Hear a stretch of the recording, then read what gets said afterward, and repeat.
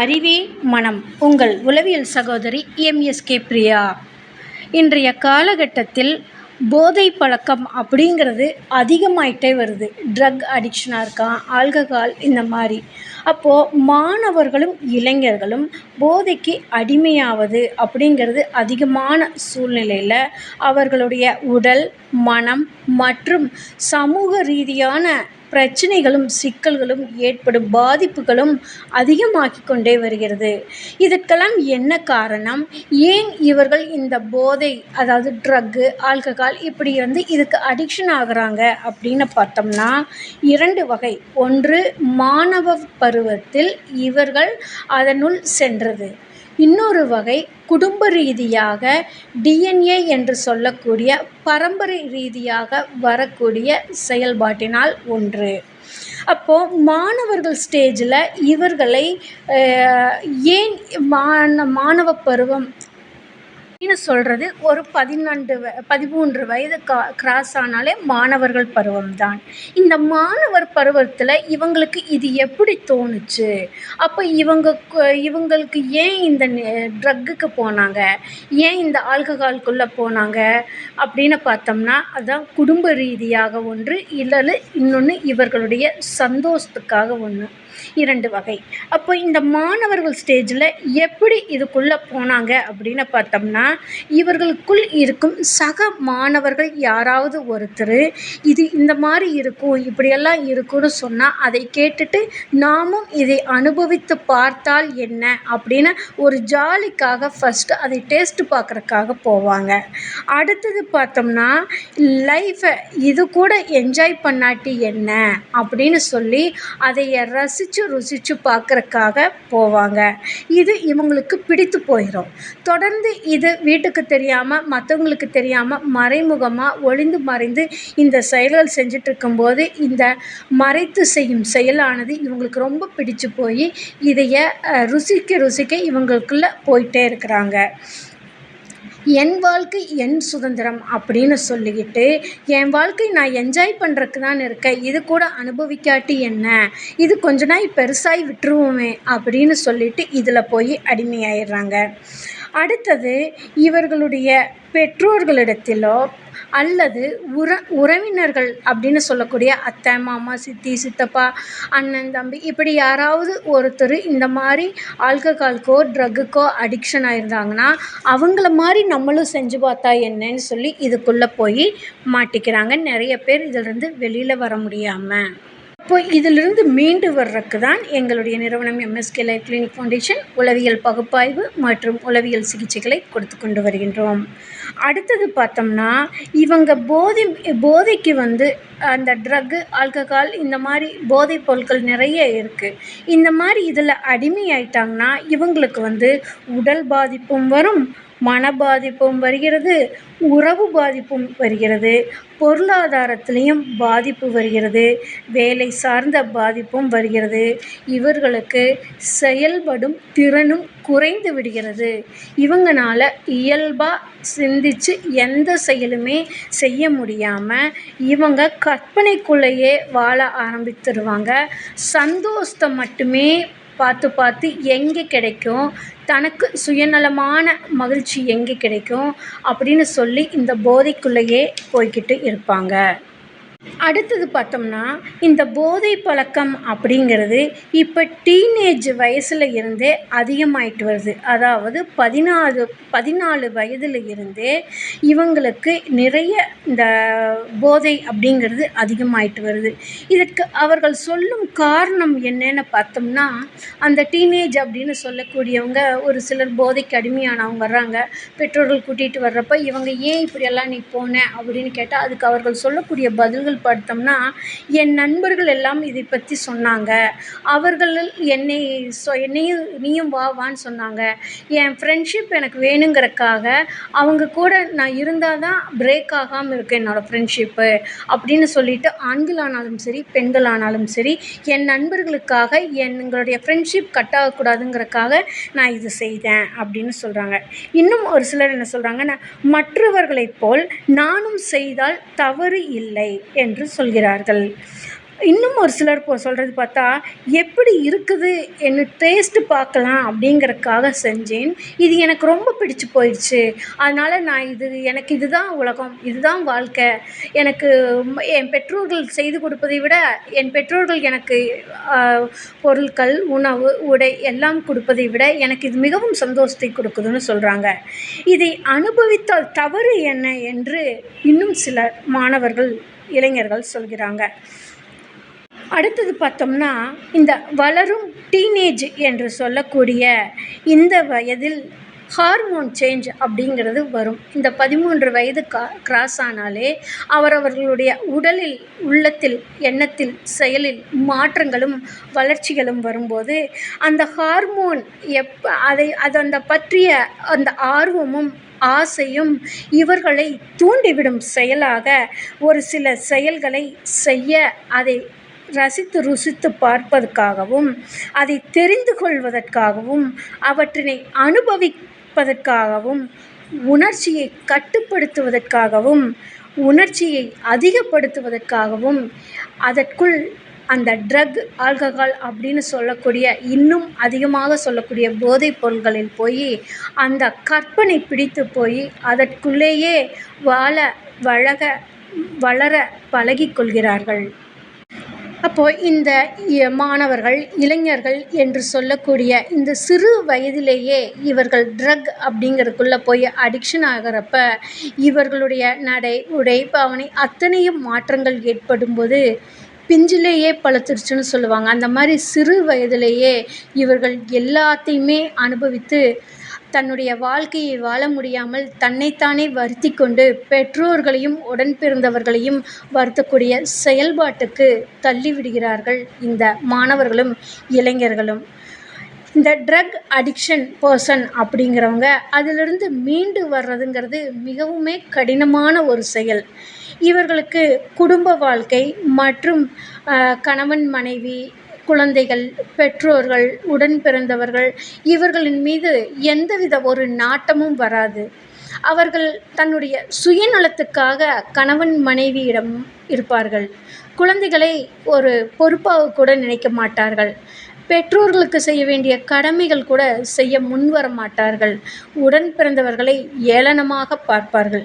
இது போன்ற செயல் நடத்தையில் பல சிக்கல்களுக்கு இவர்கள் சிக்கிக்கொண்டு, தன்னைத்தானே வருத்திக் கொண்டும், மற்றவர்களையும் வேதனைப்படுத்தக்கூடிய பல செயல்களையும் இவர்கள் செய்து கொண்டிருக்கும் பொழுது, இவர்களுக்கு உடல், மனம் மேலும் மேலும் பாதிப்படைகிறது என்பதுதான் இன்றைய உண்மை. இது மட்டுமல்லாமல், இன்றைய காலகட்டத்தில் ட்ரக்ஸ் அப்படிங்கிறது ஈஸியாக எல்லா இடத்துலையும் கிடைக்கிற மாதிரி ஆயிடுச்சு. இதை பற்றி மாணவர்கள், இந்த அடிக்ஷன் ஆனவர்கள் சொல்லுவது, இதை பயன்படுத்தினால் தவறு என்ன இருக்கிறது? என்னுடைய சந்தோஷத்திற்கு நான் கொஞ்சம் தானே பயன்படுத்துகிறேன். இதனால் தவறு ஒன்றும் இல்லை. இப்போ பீர் அடிக்கிறாங்க. அந்த பீர் கொஞ்சமாக எடுத்தால் நல்லது தானே ஹெல்த்துக்கு. அது அதிகமாக குடித்தா தானே பிரச்சனை. அந்த மாதிரி இந்த ட்ரக்ஸும் கொஞ்சமாக எடுத்துட்டால் பிரச்சனை இல்லை. இது உடலுக்கும் நம் மனதுக்கும் எனர்ஜி கொடுக்குது அப்படின்னு சொல்லி ஒரு கற்பனையிலேயே கொஞ்சம் கொஞ்சமாக எடுத்துட்ருக்காங்க. அந்த கொஞ்சம் கொஞ்சமாக எடுக்கிறது டோசேஜ் பத்தல அப்படிங்கிறப்ப மறுபடியும் கொஞ்சம் எடுத்துக்கிறாங்க, மறுபடியும் கொஞ்சம் அதிகப்படுத்துகிறாங்க, மறுபடியும் கொஞ்சம் அதிகப்படுத்துகிறாங்க. இதனுடைய விளைவு அதுக்கு அடிமையாகி விடுகிறார்கள். இவர்களுடைய உடலும், மனமும், செயல்முறையும் அனைத்தும் அடிமையாகிக் கொண்டு, மற்றவர்களின் உடலையோ, மற்றவர்களின் உணர்வுகளையும், உணர்ச்சிகளையும், உடன் இருப்பவர்களின் உணர்ச்சிகளையும் புரிந்து கொள்ளாமல் தன் சுயநலத்துக்காக செய்யக்கூடிய செயல்கள்தான் பல குடும்பங்கள் விலகி போகிறது, டைவர்ஸ் ஆகிறது, குழந்தைகள் வெறுக்கும் நிலைக்கு செல்கிறார்கள். பெற்றோர்கள் தனக்கு குழந்தைகளே வேண்டாம் என்று ஒதுக்கி வைக்கிறார்கள். இதுபோன்று பல செயல்கள் இவர்களே மாட்டிக்கொண்டு தன் குடும்பத்தை இழந்து தன் சுயநலத்துக்காக ட்ரக்ஸ்க்கு அடிமையாகி கொண்டே போகிறார்கள். இப்போ அடுத்தது பார்த்தோம்னா, இன்றைய டீனேஜ் குழந்தைகள் அப்படின்னு சொல்லக்கூடியவங்க பெண் குழந்தைகளாக இருக்கலாம், ஆண் குழந்தைகளாக இருக்கலாம். இவங்க இந்த போதைன்னு சொல்லக்கூடிய அதிகமான இதுக்குள்ளே போய் இப்போ சிக்கிட்டுருக்காங்க. இந்த அடிக்ஷனெல்லாம் இவங்களுக்கு இருக்குதா இல்லையா அப்படின்னு பெற்றோர்களுக்கு எப்படி தெரியும்? எப்படி தெரிஞ்சுக்கலாம் அப்படின்னு பார்த்தோம்னா, இவங்க இந்த ட்ரக் அடிக்ஷன் ஆனவங்க பார்த்திங்கன்னா, யாரு கூடயுமே அதிகமாக பேச மாட்டாங்க. எதுலேயுமே ஒரு ஃபோக்கஸான நிலையில் இருக்க மாட்டாங்க. தாறுமாறா இவங்களுக்கு எண்ணங்கள் ஓடிக்கிட்டே இருக்கும். தொடர்ந்து எதையாவது சிந்திச்சுக்கிட்டே இருப்பாங்க. கேட்டா ஒண்ணும் இல்ல நான் மொபைல் பார்த்துட்ருக்கேன்பாங்க. இல்ல நான் சும்மா உட்காண்ட்ருக்கிறேன்பாங்க. இல்ல எனக்கு தூக்கம் வருது அப்படின்னு சொல்லுவாங்க. எப்பவுமே ஒரு கற்பனையிலேயே இவங்க வாழ்ந்துட்டுருப்பாங்க. நிஜத்துல எந்த செயலும் செய்ய முன் வரமாட்டாங்க. அடுத்தது பார்த்தோம்னா, இவங்களுக்கு தலைவலி அப்படிங்கிறது அடிக்கடி வந்துட்டுருக்கும். கோபம் அதிகமா இருக்கும். ஒரு சிறு சிறு விஷயமா தான் இருக்கும். அதுக்கு அதிகமா கோவப்படுவாங்க. உதாரணத்துக்கு, நீங்க வந்து ஒரு சாப்பாடு செஞ்சு வச்சிருப்பீங்க. அவங்களுக்கு பசியா இருந்திருக்கும். நீங்க அப்பதான் ப்ரிப்பேர் பண்ணிட்டுருப்பீங்க. அப்போ வந்து ஏன் இவ்வளோ நேரம்னு சொல்லி டென்ஷன் ஆகி அந்த உணவெல்லாம் தூக்கி வீசிருவாங்க. இந்த மாரி சின்ன சின்ன விஷயத்துக்கும் கூட அதிகமா கோவப்படுவாங்க. பொருட்களை உடைப்பாங்க. முரண்பாடான செயல்கள் இவங்ககிட்ட அதிகமா இருக்கு. எதையுமே ப்ராப்பரா செய்ய மாட்டாங்க. ஒண்ணுமே இல்லாத வேலைய இழுத்து போட்டு செய்வாங்க. செய்ய வேண்டிய வேலைய செய்யவே மாட்டாங்க. முரண்பாடான பேச்சுக்கள் அதிகமா இருக்கு. எதையுமே ஒரு விதண்டாவாதத்தோட பேசிக்கிட்டே இருப்பாங்க. சாதாரண வார்த்தைகள் சொன்னா கூட, "இது ஏன் இப்படி சொன்ன? அப்படி சொன்ன? இதுக்காக தான் நான் வீட்ல இருக்கிறதில்ல. இதுக்காக தான் நான் சமைக்கிறதில்ல. இதுக்காக தான் நான் பேசுறதில்ல. இதுக்காக தான் நான் ஸ்கூலுக்கு போகல. இதுக்காக தான் நான் காலேஜ் போகல.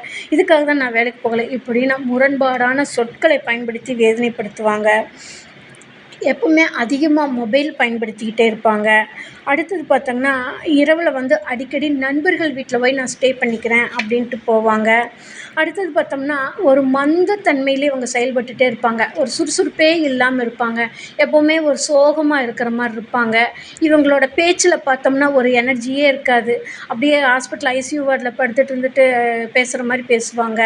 ஒரு மந்த நிலையிலேயே இருப்பாங்க. பேச்சுல வந்து ஒரு தயக்கம் இருக்கும். அதாவது ஃப்ளூயன்ட்டா இவங்கனால வார்த்தைகள் பயன்படுத்தி பேச முடியாது. அப்படி இவங்க பேசுனாங்கன்னா, அந்த பேச்சுல வந்து ஒரு நடுக்கம் இருக்கும். அதாவது ஒரு தெரியாத மொழிய பேசுனா எப்படி ஒரு பதட்டம், பயம் அந்த மாரி இருக்குமோ, அந்த மாரி ஒரு பதட்டம், பயம் இவங்களோட பேச்சுல இருக்கும். அப்புறம் அடுத்தது பார்த்தோம்னா, இவங்க தனிமையில அடிக்கடி போய் உட்காந்துக்குவாங்க. எல்லாரும் வீட்ல இருந்தாலும் இவங்க தனிமையில உட்காண்ட்ருப்பாங்க. கேட்டா எனக்கு ஃபோன் வந்துருச்சு, என் ஃப்ரெண்டு பேசிட்டு இருக்கான். ஆன்லைன்ல இருக்கேன். இல்ல நான் இது ப்ரிப்பேர் பண்ணிட்டுருக்கேன். இப்படின்னு ஏதாவது ஒரு காரணத்த சொல்லி தனிமையில போய் போய் உட்காந்துக்குவாங்க. அடுத்தது பார்த்தோம்னா, ஒரு இருட்டான அறைய அதிகமா இவங்க விரும்புவாங்க. இருட்டில் இருக்கறக்கு ரொம்பவும் இவங்களுக்கு பிடிக்கும். அடுத்தது பார்த்தோம்னா, இவங்க கண்ணு வந்து அடிக்கடி எரிச்சல் ஆகுது அப்படின்னு சொல்லுவாங்க. கண்ணு சிமிட்டிக்கிட்டே இருப்பாங்க. அப்புறம் அடுத்தது பார்த்தோம்னா, சரியான தூக்கம் அப்படிங்கிறது இவங்களுக்கு இருக்காது. பகல்ல வந்து ரொம்ப நேரம் தூங்குவாங்க. நைட்ல வந்து தூக்கம் வராம ரொம்பவும் அ பெரண்டு பெரண்டு படுத்துட்டே இருப்பாங்க. அப்புறம் ஃபோன் அதிகமா நைட்ல பார்த்துட்ருப்பாங்க. இந்த மாரி தூக்கம் வராம அதிக தூக்கமா இருக்கு, இல்ல தூக்கம் வராம டிஸ்டர்ப்ல இருப்பாங்க. அடிக்கடி இவங்க வெளியில போகணும். நான் வீட்லயே இருக்கேன். எனக்கு கஷ்டமா இருக்குது. எங்கேயாச்சும் வெளியில போகணும். காசு குடுன்னு கேட்பாங்க. அப்புறம் உடன் பிறந்தவர்கள் அப்படின்னு சொல்லக்கூடியவங்க கிட்ட ஒரு சின்ன சின்ன விஷயத்துக்கு கூட அதிகமா சண்டை பிடிச்சுட்டே இருப்பாங்க. அடுத்தது பார்த்தோம்னா, வீட்டில செய்ற உணவு மீது இவங்களுக்கு நாட்டம் வராது. இந்த hotel, restaurant food, fast food இந்த மாரி ஐட்டம்ஸ் தான் அதிகமா விரும்புவாங்க. வெளியில இருக்கிற நேரம் இவங்களது அதிகமா இருக்கும். வீட்ல இருக்கிற நேரம் இவர்களுக்கு குறைவா இருக்கும். அடிக்கடி பார்த்தோம்னா, இவங்க முடிவெடுக்கிறதுல பல குழப்பங்களும், சிக்கல்களும் இருக்கும். எதை கேட்டாலுமே இவங்க முடிவு சொல்லவே மாட்டாங்க. அதை மீறி கேட்டோம்னா கோவப்படுவாங்க. எத்தன தடவ கேட்பீங்க? சும்மா நொய் நொய்ன்னு கேட்காதீங்க. அப்படி இப்போ உதாரணத்துக்கு நீங்க ஏதாவது க பர்ச்சேஸ்க்கு போகணும்னு விருப்பப்படுவீங்க. "வா நம்ம போயிட்டு வரலாம். உனக்கு ட்ரெஸ் எடுக்கணும்னு" சொல்லுவீங்க. அது பலமுறை கேட்பீங்க. பதில் சொல்ல மாட்டாங்க. அதை மீறி கேட்டோம்னா, "ஏன் நொய் நொய்ன்னு கேட்குறீங்க? உங்களுக்கு வேணும்னா நீங்க போய் ட்ரெஸ் எடுத்துக்க வேண்டியது தானே. என்ன ஏன் நச்சறீங்க? எனக்கு எப்போ வேணுமோ அப்போ வாங்கி தெரியும்." அப்படின்னு சொல்லி கோவப்படுவாங்க, ஆத்திரப்படுவாங்க. எனக்கு துணியே வேண்டான்னு கூட சண்டை பிடிப்பாங்க. இப்படி ஒரு முரண் அ முடிவெடுக்கிறதுல வந்து எந்தவித இதுவும் இல்லாம சண்டை பிடிப்பாங்க. திரும்பி வந்து நான் அப்படி சொன்னா, நீங்க ஏன் என்னைய கம்பல் பண்ணி கூட்டிட்டு போகலன்னு சொல்லி அதுக்கும் சண்டை பிடிப்பாங்க. இப்படி முடிவெடுக்க தெரியாம இவங்க வந்து குழப்பத்திலேயே இருந்துகிட்டு கற்பனையிலேயே இருந்துருந்து இவங்கனால முடிவே எடுக்க முடியாம சிக்கிக்கிட்டு தவிச்சிட்டு இருப்பாங்க. அடுத்தது பார்த்தோம்னா, இவங்க எப்பவுமே ஒரு பதட்ட நிலையிலேயே இருப்பாங்க. யாராவது கூப்பிட்டா கூட ஒரு பேர் சொல்லி கூப்பிட்டா கூட ஒரு பதட்டமாயிரும் அவங்களுக்கு. "ஏன் என்னாச்சு என்னாச்சு? ஏன் ஏன்?" அப்படிங்கிற மாரி ஒரு பதட்ட நிலையில கேட்பாங்க என்னாச்சுன்னு சொல்லி. அப்புறம் இவங்களுக்கு அந்த தூக்கம்ங்கிறது அதிகமான தூக்கமா இருக்கு. இல்லைன்னா தூக்கம் வராம சிரமப்படுவாங்க. கற்பனையில் மட்டுமே செயல்பட்டுட்ருப்பாங்க. இவங்களா ஒன்று நினச்சிக்கிட்டு, நான் பாரு இன்னைக்கு இது படிச்சிருக்கிறேன், நாளைக்கு இந்த கோர்ஸ் படித்து இப்படியெல்லாம் டெவலப் ஆகி நான் இந்த மாதிரி பிஸ்னஸ் மேனாக ஆவேன்னு சொல்லி ஒரு கற்பனையில் இருப்பாங்க. ஆனால் இன்றைக்கி படிச்சியான்னு கேட்டால் படிச்சிருக்க மாட்டாங்க. இந்த மாதிரி ரியல் லைஃப்பில் வந்து ப்ரெசண்ட்டில் நிஜ வாழ்க்கையில் எதுவுமே வாழாமல், எனக்கு இது இருந்தால் நான் அது செய்வேன், எனக்கு இந்த காசு இருந்தால் நான் இந்த பணத்தை உருவாக்குவேன், இந்த பணம் கொடுத்தா இப்படி பிஸ்னஸ் பண்ணுவேன் அப்படின்னு சொல்லி கற்பனையில் செஞ்சுக்கிட்டு இருப்பாங்க. நிஜத்தில் எந்த செயலும் செய்யாமல் இருப்பாங்க. அடுத்தது பார்த்தோம்னா ஒரு டிப்ரெஷன்லேயே இருப்பாங்க. எப்போவுமே ஒரு பதட்டமாக இருக்கும், படபடப்பாக இருக்கும், ஒரு ரெஸ்ட்லெஸ்ஸாக இருப்பாங்க. வீட்டுக்குள்ளே கூட ஒரு இடத்துல ஒரு 5 நிமிஷத்துக்கு மேலே இருக்க மாட்டாங்க. ஒரு பதட்ட நிலையிலேயே இருப்பாங்க. அடுத்தது பார்த்தோம்னா ஒன்றை மட்டுமே திரும்ப திரும்ப சொல்லிக்கிட்டு இருப்பாங்க. ஒரே வார்த்தை, ஒரே செயலை அதை பல ஏங்கிளில் மாற்றி மாற்றி, ஆனால் செயல் ஒன்றா தான் இருக்கும். அதை திரும்ப திரும்ப சொல்லிக்கிட்டே இருப்பாங்க. இது மற்றவர்களுக்கு எரிச்சல் ஊட்டும். அடுத்தது பார்த்தோம்னா முன்னாடி இன்ட்ரெஸ்ட்டாக எல்லாமே செஞ்சுருப்பாங்க. உதாரணத்துக்கு காலையில் எழுந்திரிச்சு குளிக்கிறது, சாப்பிட்றது, ஸ்கூலுக்கு போகிறவங்களா இருந்தால் ஸ்கூலுக்கு, காலேஜுனா காலேஜு, வேலைக்கு போகிறாங்கன்னா இந்த மாதிரி ரியலாக செஞ்சுட்ருப்பாங்க. இந்த ட்ரக் அடிக்ஷன் இவங்களுக்கு அதிகமாக பார்த்திங்கன்னா, இவங்க இயல்பாக செஞ்சது கூட செய்ய மாட்டாங்க. அதுக்கு பலமுறை கட்டாயப்படுத்த வேண்டியது இருக்கும். அதை செஞ்சோம்னா இவங்க எந்த செயலும் செய்யாமல் கதவு தாள் போட்டு உள்ளுக்குள்ளே போய் உட்காந்துக்குவாங்க. சில நேரங்களில் தவறான முடிவு கூட எடுக்கிறதுக்கு இவங்க தயங்கவே மாட்டாங்க. அடுத்தது பார்த்தோம்னா எல்லா செயலையுமே தள்ளி போட்டு தான் செய்வாங்க. உடனே எந்த செயலுமே போய் இவங்க செய்ய முன்வரவே மாட்டாங்க. அப்போ இவங்க வந்து எதை சொன்னாலுமே, இப்போ குளின்னு சொன்னால் குளிக்கிறேன் 1/2 மணி நேரம், 1 மணி நேரம் அப்படின்னு சொல்லி 2 நாட்கள் கடத்துறவங்க கூட இருக்கிறாங்க அதை குளிக்கிறதுக்கு. அதே மாதிரி ஒவ்வொரு செயலையும் தள்ளி போட்டு மட்டுமே செய்வாங்க. அடுத்தது பார்த்திங்கன்னா அவாய்டன்ஸ் பிஹேவியர் அப்படிங்கிறது இவங்ககிட்ட இருக்கும். எதையுமே அவாய்ட் பண்ணிகிட்டே இருப்பாங்க. இப்போ எங்கேயாவது போகலான்னு சொன்னால் இன்றைக்கி வேண்டாம் நாளைக்கும்பாங்க. இன்றைக்கி ஏதாவது பர்ச்சேஸ்க்கு போகலான்னா இன்றைக்கி வேண்டாம் நாளைக்கும்பாங்க. சரி குளிச்சுட்டு வானா இப்போ வேண்டாம் அப்புறம்பாங்க. சரி இந்த பொருளெல்லாம் நீட் பண்ணி வைக்கணும் அப்படின்னா இன்றைக்கி வேண்டாம் நான் அடுத்து வரோம் அப்படின்னு சொல்லி எதை சொன்னாலுமே ஒரு அவாய்டன்ஸ் பிஹேவியர் இவங்ககிட்ட இருந்துகிட்டே இருக்கும். அப்புறம் அடுத்தது பார்த்தோம்னா இவங்க நேருக்கு நேராக நின்று பேச மாட்டாங்க. நீங்கள் கேட்டிங்கன்னா இன்னொரு இடத்துல இருந்து தான் பதில் சொல்லுவாங்க. பக்கத்தில் நின்று கூட பேச தயங்குவாங்க. ஏன் கண்ணு பார்த்தும் கூட பேசவே மாட்டாங்க. ஃபஸ்ட்டு பக்கத்தில் உட்காந்து பேசவே விரும்ப மாட்டாங்க. நீங்கள் இந்த சேரில் உட்காந்திங்கன்னா அவங்க 10 அடி தள்ளி உட்காருவாங்க. பக்கத்தில் வந்து உட்கார மாட்டாங்க. பக்கத்தில் சேர் போட்டு உட்கார மாட்டாங்க. இப்படி நடத்தையிலும் உடலிலும் மனதிலும் பல மாற்றங்கள் இவங்ககிட்ட ஏற்பட்டுக்கிட்டே இருக்கும். அது மட்டும் இல்லாமல் அடுத்தது பார்த்தோம்னா இவங்க ட்ரக் அதிகமாக எடுத்துக்கிறப்ப இவங்களோட சிந்தனைகளும் செயல்களும் இவங்களுக்கு அடிமையாயிடுது. அதனால் இவர்களுடைய மற்றவர்கள், அதாவது பெற்றோர்களோ, கணவனாக இருந்தால் மனைவியோ, மனைவியாக இருந்தால் கணவனோ, பிள்ளைகளை பற்றியோ, உறவினர்களை பற்றினோ உணர்ச்சிகளையும் உணர்வுகளையும் புரிஞ்சுக்க மாட்டாங்க. உதாரணத்துக்கு சொல்லணும்னா ஒரு மாணவர்களாக இருந்தாங்கன்னா ஒரு அப்பாவுக்கு உடம்புக்கு சரியில்லை அப்படின்னா அந்த அப்பா ஹாஸ்பிட்டலில் இருந்தால் கூட இந்த மாணவர்கள் புரிந்து கொள்ள மாட்டாங்க. அதை பற்றின ஒரு இதே இல்லாமல் சாதாரணமாக சொல்லுவாங்க, என்னன்னு தெரியல ஹாஸ்பிட்டல் போயிருக்காங்க இப்படின்னு தான் சொல்லுவாங்க. அப்போ அப்பாவோட சீரியஸ்னஸ் என்னன்னு கூட தெரியாது, அவர் எவ்வளோ வேதனைப்படுறாருன்னு தெரியாது. அந்த உணர்ச்சியற்ற நிலையில் இவங்க இருப்பாங்க. தன்னோட சுயநலத்துக்காக, தன்னோட சந்தோஷத்துக்காக இவங்க எந்த செயலும் செய்ய தயங்கவே மாட்டாங்க. ஏன் கொலை செய்யக்கூட தயங்க மாட்டாங்க. பொருளை திருடுவதுக்கு கூட தயங்க மாட்டாங்க. தவறான முடிவை எடுக்குவதுக்கு கூட தயங்காமல் எந்த செயலும் செயல்படுத்திடுவாங்க. அப்போ இது போன்ற ஒரு போதைக்கு அடிமையாயிருந்தாங்கன்னா அவர்களை உங்களுடைய அறிவுரை ஆலோசனை கொடுப்பதை தவிர்த்துவிட்டு இவர்களுக்கு சரியான உளவியல் பகுப்பாய்வு மற்றும் சிகிச்சைகளின் மூலமாக மெதுவாக இவர்களை வெளியில் கொண்டு வர முடியும். ஆனால் இன்னொன்று நல்லா நீங்கள் தெரிஞ்சுக்கணும், இது போன்று போதைக்கு அடிமையானவங்க பார்த்தோம்னா உடல் மற்றும் மனம் ரொம்ப பாதிப்படைஞ்சிருக்கும். இவங்க எந்த போதையிலையுமே ஒரு அடிக்ஷனாக மட்டும்தான் இருப்பாங்க. இவர்களால் தொடர்ந்து இந்த போதையில் இருந்துக்கிட்டே இருப்பாங்க. இப்போ ஒரு குறிப்பிட்ட நேரத்தில் மட்டும் போதையில் இருந்தவங்க இப்போ அடிக்கடி போதை யூஸ் பண்ண ஆரம்பிச்சிருப்பாங்க.